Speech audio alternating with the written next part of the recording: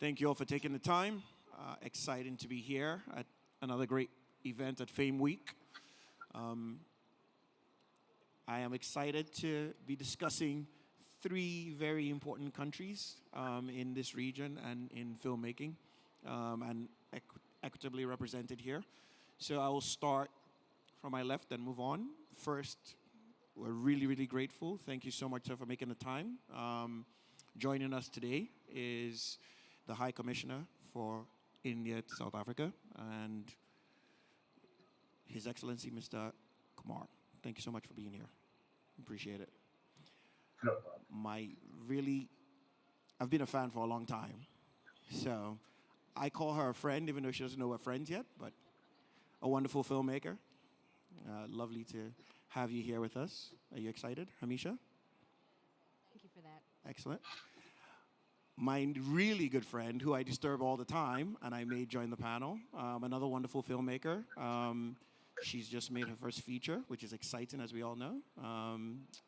Pabi is here with us. And finally, even though you can't be here in person, we really are grateful for you taking the time. I can't believe we have a panel with two high commissioners on it. So this is exciting for us. Thank you so much, sir, for joining us virtually, the High Commissioner for India to Nigeria. Thank you so much, sir. It's excellent to Thank have you. you with us. All right. So we're going to first, I'll start with you, sir. How did we convince you to join us here today? Tell us a bit about what you do and why you're passionate about film and how we got you here. Thank you very much, first of all, for inviting us to this panel. As one of the biggest film producer or maker, India has to be there in any film exhibition or show which is happening all over the world. So I just went around the pavilions, and I saw that there are at least 4 participants from India. So that shows that India produces good content, and its films and shows are known all over the world. And I am happy that you have invited me to this panel. Thank you for being here. Yeah, there's no film in the world without Bollywood. I mean, it is, if not one of your greatest exports, it is certainly representative of the country, and it shows here today. Not only Bollywood, but there are many woods now. From the South India, there's a Tollywood, Telugu films, and of course Malayalam, Kannada. So now we see that the Hindi films have been. If you combine the other South Indian regional films, Kannada, Telugu, Tamil, and Malayalam, they are grossing much more than Bollywood. I mean, you guys were already number one, and now we have so many more industries inside Indian films. So it's wonderful. Right. Really great, really great. Hamisha, you've had a wonderful Hi. journey of making films in Nigeria, in India, great stories. Tell us what's been exciting for the last couple of years that you've been working on. What? I know you made a wonderful film recently, but tell me the exciting parts of the last 2 years in your life. So the exciting part for me is just this industry. I've fallen in love, and I'm not going anywhere now. I'm an Indian that's grown up and lived in Nigeria my whole life. So when people ask me where I'm from, I say both, to be honest. And it's exciting to see how far things can go when you bring things together.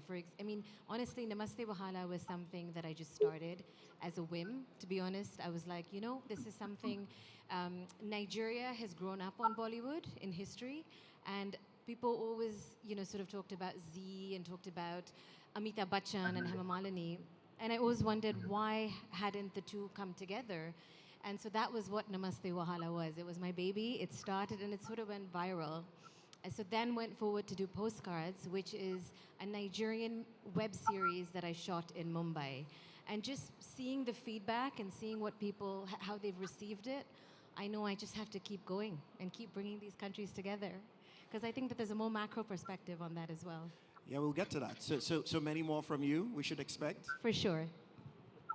Who makes films, and what is it about film that we make them and they're so difficult to make? They're so tasking, but you can't wait to make the next one.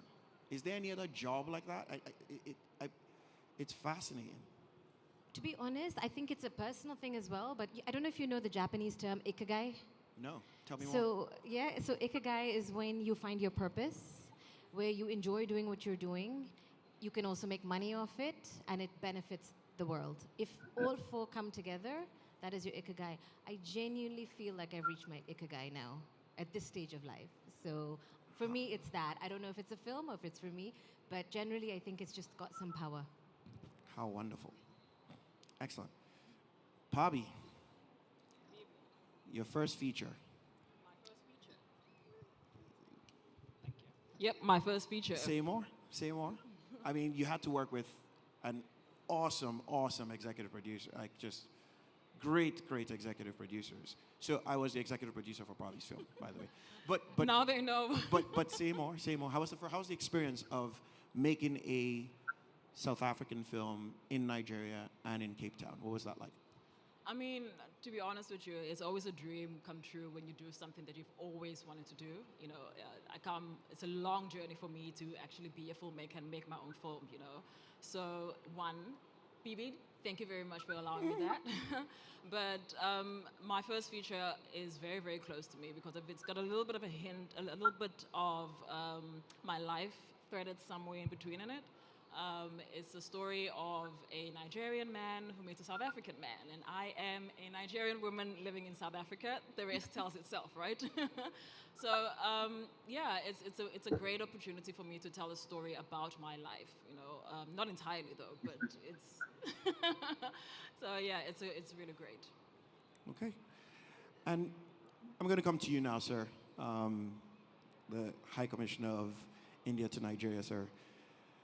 So, what role do you believe that film plays socially and economically in both countries? How valuable would you say the sector really is? And is there really room for growth when already these are the number one and number two highest producing, movies in regions in the world? Thank you. Maybe first of all, Namaste from India, and thanks for having me on the panel. It's great to be on a panel, such good panel over here. The TV and the film industry in India, as my senior colleague, High Commissioner of India to South Africa had mentioned, it encompasses lot many other languages also. We in India have more than 22 languages, official languages in the constitution, and each of these languages has a very good and well-developed film industry. So cumulatively, I think we are producing more than 2,000 films a year or so. Between the two countries, I mean, I'm here in Nigeria, and I'm sure that is true for South Africa also. But there are so many similarities. The cultural orientation of our two countries are same. The family orientation, the outlook towards life and future, those things are very similar. So whenever a film is made, the film is not only for entertainment, but it also takes up various social causes and has had serious and good impact. And I can certainly say about India. So entertainment is certainly a major thing. But currently, as I was telling, we produce more than 2,000 films, and Nollywood is one of the largest in this part of the world and the second largest producers. The content, the creativity part of it on both sides, I certainly applaud the creativity content part of it, because I've been watching various Nigerian movies, also Nollywood movies, and comparable to Indian movies, they are equally engrossing and very attractive. So that particular thing is obviously there. The OTT platform and so on and so forth, there are various ways in which we can cooperate and coordinate. And I believe the joint production, like what Hamisha has done in terms of Namaste, Wahala and the Postcard. We are also working on a memorandum of understanding for joint production between India and Nigeria officially, to have a memorandum of understanding. So these are the ways in which I think we can collaborate in future also. Excellent, excellent. The numbers are staggering when you think about it. How they're able to create that much content that are actual films. I'm sure once we get into small skits, short form, it blows your mind how much content is actually created in the world in these regions. Coming to you, sir. when I think of the two countries that you sort of straddle between and work within, diversity comes to mind. And I think to myself, there's a great saying about diversity, about how the things that unite us are much greater than the things that divide us. And how true is that in the case of India and South Africa? I know there's very big Indian communities in South Africa, and there's, talk to us a bit about that from a macro level. Like, how are there commonalities in both cultures? What are the things that bring both cultures together that film can actually tap into and strengthen? So India and South Africa have had very strong relations, for a long time. During the apartheid time, of course, there was a lot of cooperation with the African National Congress.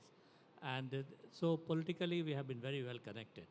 And as you said, there's a good Indian population, Indian origin population in South Africa, now counting around 1.7 million.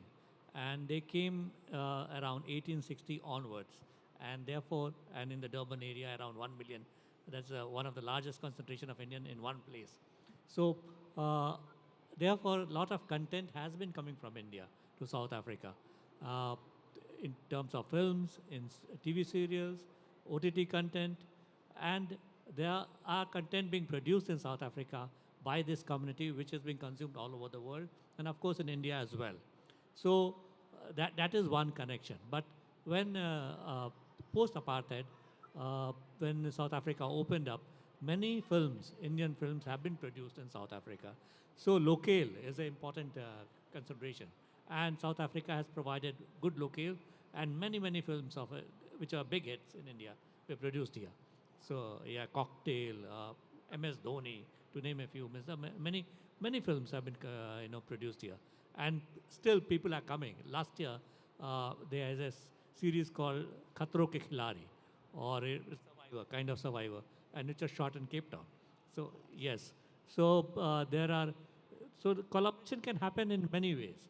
It can be, of course, producing films together, but people can come here and produce films. People can go from here to India to produce films. When I was ambassador in Colombia, a group went to similar Survivor kind of series to do in India. So yeah, so that kind of collaboration can be there. So content, even no matter how much films we produce, how much content we produce, good content is always liked. All people are always looking for good content, and it doesn't matter the volume. So like right now, one film in India is doing very well. It's called Stree 2.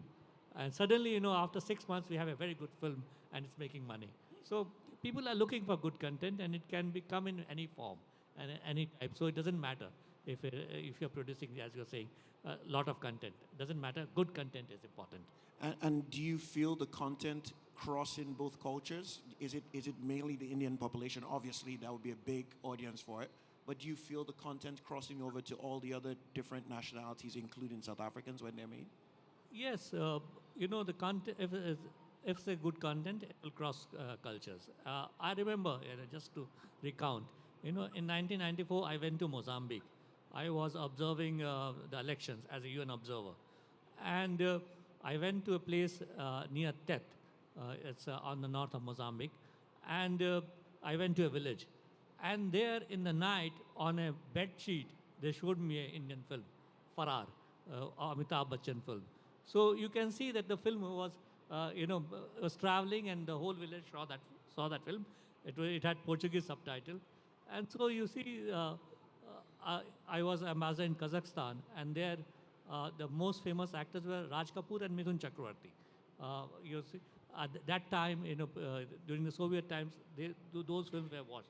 So Indian film, I think India has been producing film for many parts of the world. If you go to Indonesia, you go to Tajikistan, they sing Bollywood songs. Yep. So content is there. If there's good content, whether it's coming from South Africa, from Nigeria, or from any other place, it is taken. People take it. Like in India now, Korean serials are very popular. South Korean serials. Or Turkish serials are very popular all over the world now. Or, teleserials from Brazil are popular. So if there's good content, people buy it and show it on their television. Wow. So you bring up a great point about people singing Bollywood songs all over, and I'm going to use that transition to a slightly tougher question for two of you. I'll start with you, Hamisha. Completely me positing, I could be completely wrong, but I have this theory that films have a visual language, and certain regions are very good at sort of portraying their own visual language through film. I think Indian cinema does that wonderfully. I think you sort of know an Indian film when you see it. It has a sense to it. It has great colors. And this is not to limit all of them to a certain kind of cinematic, but it has such a great, striking visual language. First question is, do you agree with that? Do you think it makes your film stronger? And do you struggle as a filmmaker to stick to this visual language when you have the tough task of representing multiple cultures in the stories that you tend to tell, right? So you take Namaste, Wahala, and how do you make sure that it feels like it's still in Nigeria when it's so easy to make it a Bollywood film? You know, that, do you agree with the visual language question? And how do you find yourself sort of keeping things equitable? So I agree and disagree, let's say. So I'll start with the agree part. Visual language, as you just mentioned, I think what you mentioned is very traditional Bollywood, the 90s. And that was where Namaste Wahala, that was the aim I was going for. The gloss, the dancing around trees, some people will say very cheesy, but you know, it's love. It's what we grew up on. It's what I think a lot of Nigerians have grown up on. So yes, I agree from that aspect of a visual language, but I think it's changed a lot. As His Excellency mentioned, there's Tollywood now. I don't know if you guys saw RRR. I mean, you did actually. It was number one in Nigeria for a very long time. There's now independent Low films flex. coming. And yeah, exactly. So there's so many different forms of Indian cinema now. There's independent Indian cinema, there's classical Indian cinema, there's Bollywood. What I find happens sometimes is people go with trends as well. It happened with Hollywood as well. So you had the glossy Hollywood, and then suddenly it went very dark. And you have thrillers. Now I feel, I don't know if you would even call it Bollywood, but Indian content, like even on the OTT platforms, there's a lot of thrillers happening, a lot of really, really dark, things happening, reality almost. So, I mean, it's a question, and I think every filmmaker is different because some filmmakers want to portray reality. And it's like, but this is really what happens in India, you know? Are you speaking about things like White Tiger and things that are, like, give me an example I'll of when give you you an say old things. example, Yeah, please. Slumdog Millionaire. Okay. It combined the two. I don't know if you guys have seen that, but it had a bit of Bollywood, but there was so much in there that makes your heart heavy. And that's where it started, and it's almost like, but you know what, this is reality. So I think the question now is Bollywood, is Indian cinema showing reality or escapism? I think it's doing both. And so when you say visual language, obviously the visual language has to go towards the topic at hand. So similarly with Nollywood, I think Nollywood has a visual language as well. I think we're getting there in terms of growth. We had a lot of the same problems that Bollywood had back in the day. Wi-Fi connections, internet, not having a lot of budget. And look at how far Bollywood's come. I feel like it's why I'm here. As much as I'm passionate, I'm also a businesswoman. And I really feel Nollywood is following the trajectory of Bollywood in terms of storytelling. We just need more like Mumbai got and people coming in. So I think I've gone a little off topic, but visual language definitely is a thing. But I think in modern day, and this is the beauty of it, independent filmmakers are coming in. People can do what they want. It's just, someone said this to me today, actually, in a meeting. The heart of the story, that's all that matters. How you tell it, what you tell, what you do, it's just the heart. It doesn't matter. So that's where I disagree. So you don't get trapped into the feeling like, this is the genre that's trending now, people want this. You believe any story could be told as long as it's told well? Did you watch Blair Witch Project? Yeah. Another success story. Again, where did that come from? It was a documentary shot. It had no, in my opinion, it had no language, and it became a hit. So yeah, that like I said, was the part I disagree. Yes, I think any story can be told. I have a spiritual side that I believe in. If you're sending out a good message, it's going to travel even further. But that's the other side of it. From a business perspective, if you put in all the commercial sides, you do have to have certain tick boxes for it to travel. But a story is a story is a story. If it's a good story, someone's gonna. Did you see Squid Games? I know I'm talking about all the cliche stuff, but what happened there? It just erupted, and that was a Korean show made for a Korean audience that then went viral. 100%. So yeah. 100%. So, Bobby, same thing to you. I guess, does South Africa have a cinema language, a visual language, in your opinion? I know you educated me outside that there was a brief period where it was almost coined Jollywood and that it didn't stick. And I completely agree with that because everything that comes out of South Africa, at least to our side of the world, is like lovely and gritty and action, and then you want to call it Jollywood? I'm like, yeah, no, like, but does South Africa have a distinct visual language, in your opinion, and is that important to be able to export your culture along with the content, or do you think like Hamisha, films should just be made and great stories will connect to people everywhere they are? I totally agree with Hamisha, and I feel like you stole my script because you said a lot of things that I was thinking. But in terms of South Africa, I think in a way we do have our own visual language in that our stories are very tied to a lot of social commentary in one way or the other. I mean, if you think about films that did really great when it comes to Hollywood, the Oscars, we have Yesterday, which was a social story about HIV/AIDS, and then you think about Tsotsi, it was about the poverty and economic disparity. So in a way, South Africans have found it very important to use art to speak about what's happening in our lives. So I think in that way, yes, we do have a visual language. Is it important? It really depends. It really depends in that, are we telling story for the sake of entertainment, or are we telling story for the sake of making change?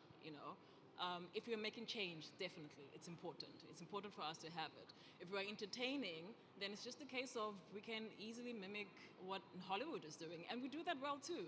I think there's quite a lot of films that are purely for the sake of entertainment, and they look good, and can easily be great contenders with what's happening in Hollywood.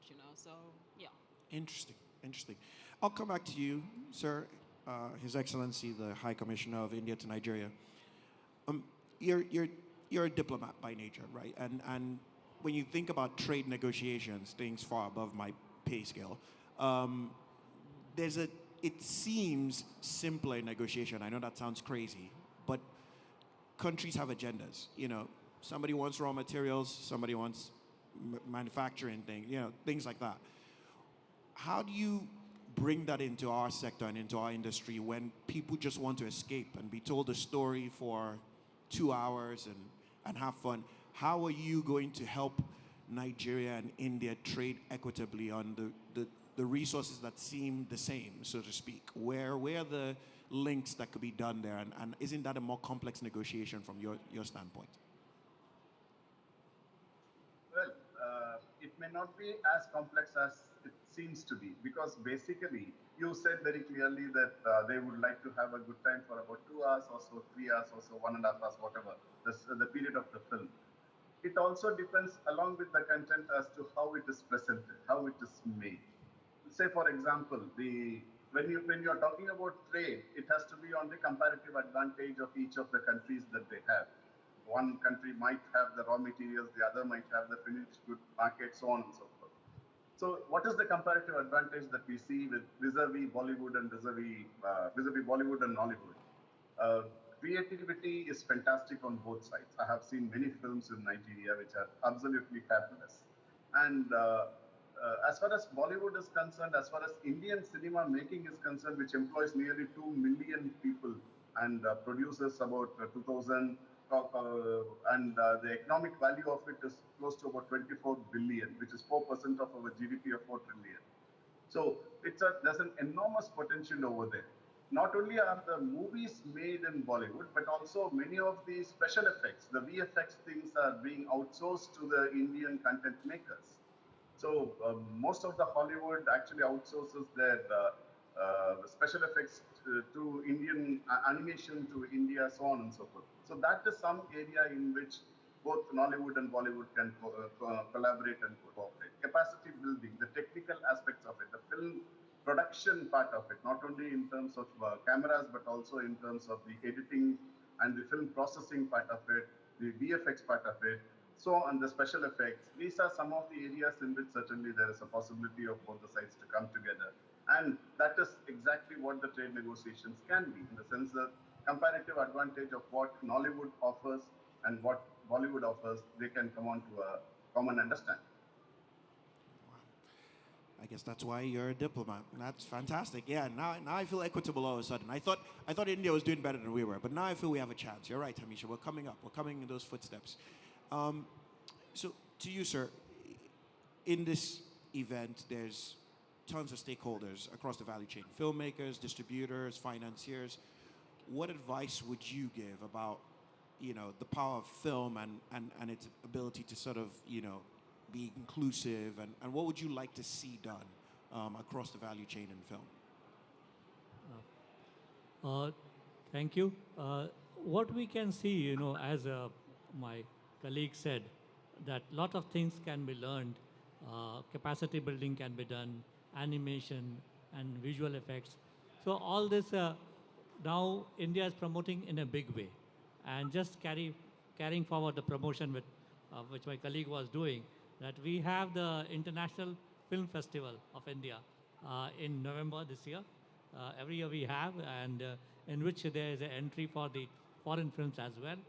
And along with this year we are having World Audio Visual and Entertainment Summit. It's 20th to 24th of November in Goa. And I think it will be a good idea for the participants here to go and visit and see what is available. And because it's a World Summit, people will be participating from all over the world, especially from Asia and Africa. So it will be a good opportunity to participate and learn and see what is available in India. So obviously, Indian industry is doing well, but we also learn from other industries all over the world, especially from Hollywood. So, and the content keeps on developing, like right now, OTT platforms are very, very important in India. Apart from Netflix, we have our own many OTT platforms which have become very popular. And how to make it popular, and sometimes from OTT people are jumping to now, it's also another source of income for people who are in this industry. And from OTT, people are becoming famous and now coming back to film industry, the mainstream. So this is a good interaction which is going on between the platforms. So these are the areas in which we can participate and learn from each other. Excellent. I actually have a follow-up question to both the High Commissioners. Do you feel that film is a medium that not must, but should be used to advocate for things in the country, like Pabi was speaking about, where South Africans had started to sort of use film to speak about issues that were really big? Or do you think filmmakers should just have the right to tell whatever stories they want, and you hope some good sort of, ideas and relationships and agendas come from that? Or do you think we should be trying to use film to promote the culture and the ethics of a people? So film is a medium, and a medium can do many things apart from entertainment. And we have seen films in India which have inspired people, films on social causes. Like if, I can really correlate here. Recently a film came, Toilet Ek Atmakatha. That is a toilet autobiography, which is, in a rural India, toilets were not available for women. So, and you can correlate with South Africa, where toilet is an issue. So that gave an idea to the government what to do about it. So these films inspire, like film produced on Mahatma Gandhi. It was produced, it's a joint production from India and British. Attenborough produced a film. So obviously it showed the freedom struggle, how it came about. So films inspire, and therefore the medium can be used for various purposes. And sometimes films do give us a guidance, as Hamisha was saying, that films are giving direction to people. So and entertainment, of course, is there, but of course, as a medium, it can be used in various ways. Excellent. So sorry about that. And the same question to you, sir, if you don't mind. Certainly. I certainly agree with my senior colleague over there. in the sense that every genre has got its own clientele. Almost every area, whether it is comedy, whether it is thriller, whether it is social causes, it has got its own clientele and it has got its own value. Some of the movies have earlier in Bollywood also there used to be a formula. There had to be a song, there had to be a dance, there had to be a hero and a villain, and so on and so forth. But there are various other movies which brought in information, which brought in the social issues so poignantly that it was a complete hit. So people who thought that a formula has to be there, they were all surprised to see that films which did not have a formula, which did not have language also, completely a silent movie in the 2000s, actually came out with as a good hit. Social causes, thrillers, comedies. I think every genre has got its own thing, and every movie has a meaning, has a lesson kind of a thing for people who would like to take from there. So it is open and it is an independent medium which can be used very powerfully by the people who wield the camera and Couldn't, who has a story and who have a story to tell. So as Hamisha was saying, message. If there's a good message, it will reach. Very well said. yeah, good. Couldn't agree more, to be fair. And so, over to you now, Hamisha. Wink, wink. We're fortunate to have two high commissioners on this panel. What would we like to see more from as relates to the government? It's not them, but they do sit in these rooms. They do have these conversations. They are diplomats. They know how to frame the story better than we do. Whether it be in form of policy, how do you think government can, or are you of the belief that government should stay out of the way of art, and that's what helps it thrive? Or do you believe there should be government influence, and what would you like to see? And you can speak to it either from Nigeria or from the India side. Tough question, I know, but That's a tough one. but you have both of them here. Look, I think all the help we can get would be good. I think having government support would be wonderful in an ideal world. Where I think there is a gray area, I know I'm the one who said it as well, like, when you send out a message, it's good, it's great, as long as it's used in a positive light, because we never want to get to a point where negative messages or agendas are being pushed. You know what I mean? So yes, I think that it would be great to always have government support, especially when, like I said this earlier, when you want to hit a mass audience, the two ways to hit it is politics and entertainment. There's such a fanfare, fan following with so much media. I mean, take Big Brother, for example. It is. I heard that there are more votes there than for the actual government in terms of voting, right? So just think about that. Like, if that is used in a way to benefit a society, why not? I had the privilege actually being called into the Big Brother house to teach happiness, because I do that I wear another hat where I'm a motivational speaker. So they called me in and we talked about gratitude and meditation and, things like that. So that was a positive spin, and it hit 11 million people. And those 11 million people, a lot of them had never meditated before. So when it's something like that, again, maybe I'm biased because, meditation's good, right? I think there are very few people who will think it's not. When that's happening, yes, let's push that. But it shouldn't reach a point where it becomes an agenda.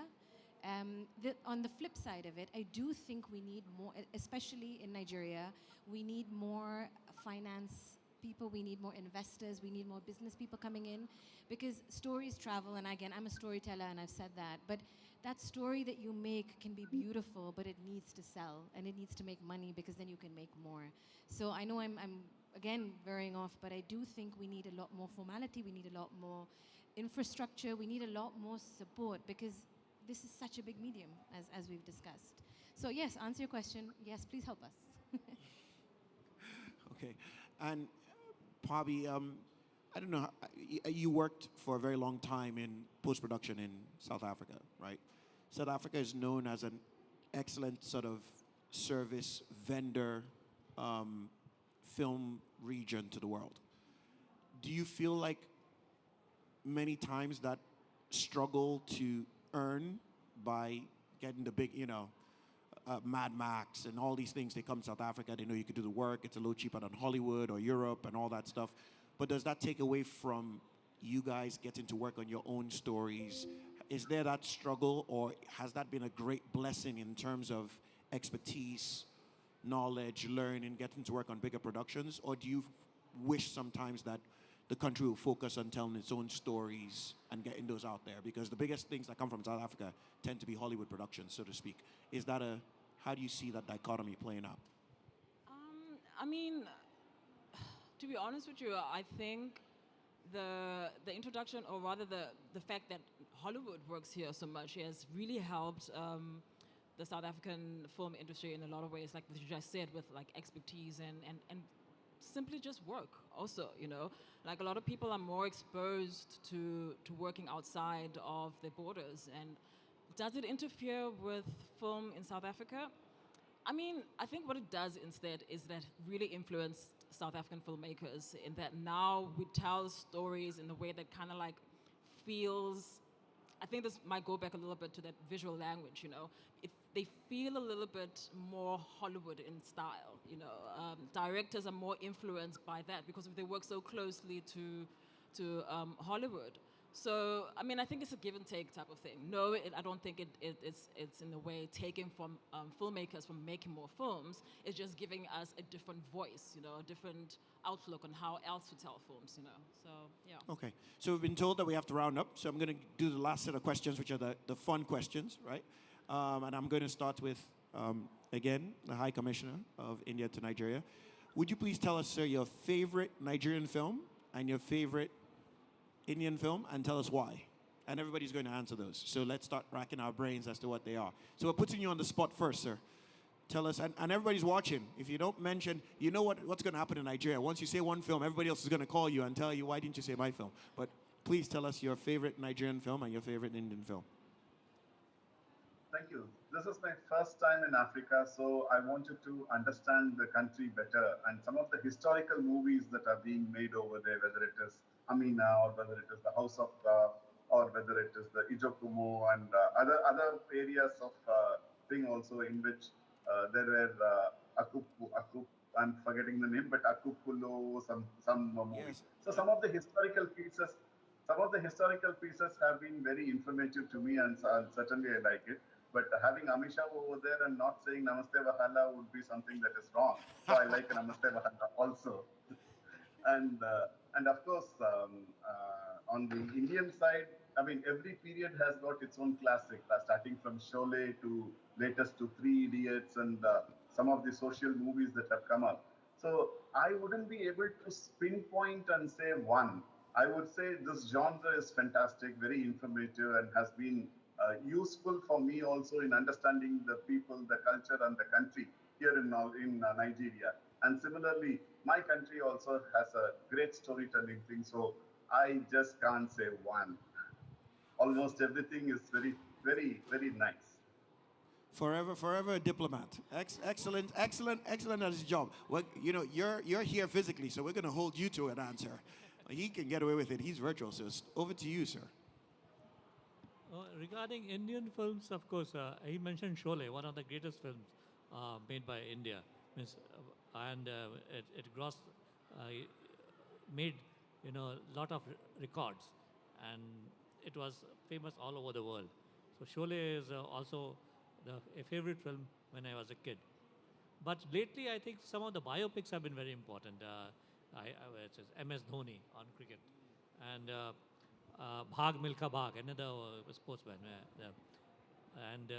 So, you know, every couple of years there's good film, which I like, you know, of course. South Africa. South African, right. Yes. I have not seen many, so I don't know. But I don't know whether Invictus was a South African film. Yes. Yes, it was a South African story. Oh, it's a great story. Great story. Great story of Nelson Mandela, yeah. Hamisha? But I saw that before I came to South Africa, of course. Fair enough. Yeah. To you, give me a great Indian film and a great Nigerian film. They don't have to be great, just you love them. So you have to come up with a new category called the Nolly Bolly category. So I have to be loyal to that. Okay, so Namaste Wahala. Excuse me, Postcards. there's only like There one two. great person doing, you know. So let me give the loyalty there, you That's know, fair enough. to my company, Postcards and Namaste Wahala. But from an Indian side, I have always been a 90s chick. That's how I started. And Karan Johar, I don't know if any of you guys know him, all his movies. He just recently did Rocky or Rani. He's done the Kuch Kuch Hota Hai, the Kabhi Khushi Kabhi Gum, all of that. So I'm a die-hard romantic. I love love. So any feel-good, happy movies just make me really happy. Nollywood. Now, this is, I promise you, a coincidence, and I promise you, present company excluded. The hubby and me watched a movie a couple of weeks ago on Amazon. It's called Breath of Life. Blown away. Honestly, blown away. So you're a diplomat as well. I'm not. I Interesting. promise you. Guys, the movie is made by Bibi. It was a coincidence that it turned out you're our moderator, but I loved it. And it was just, you cleaned up at AMVC, so I was like, I have to see this movie. And I understood why. So... Moving on swiftly, Pabi, come on. Your favorite South African film and then we'll take a couple of questions and be done. Favorite South African film? I think I'm going to go with something very light, Seriously Single. I love it. It's cute, love, romantic comedy. It's adorable. So I love that. You guys are not helping our biases here. The two women love. Yeah, like... Couldn't it be some gritty action, scrape your eye out film that you both love? Anyway, and your favorite Nollywood film or Nigerian film? Nollywood, this would make you happy. Brotherhood. I really, really enjoy Brotherhood by Jade. I think it's. I like to also think that it's the film that kind of like shifted the style of telling films because everything feels so gritty and street now after that. But yeah, I loved it because of it was very. Seeing Nollywood in a different way. Like I've come to know Nollywood to be very dramatic or romantic or comedy, and this was something that was a good shake. So I really enjoyed it, yeah. Excellent. And I know we have a question here.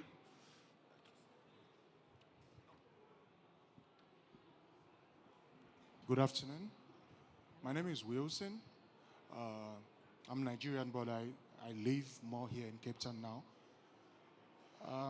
The question, I have a couple of questions and just a brief remark on the topic that we're talking about.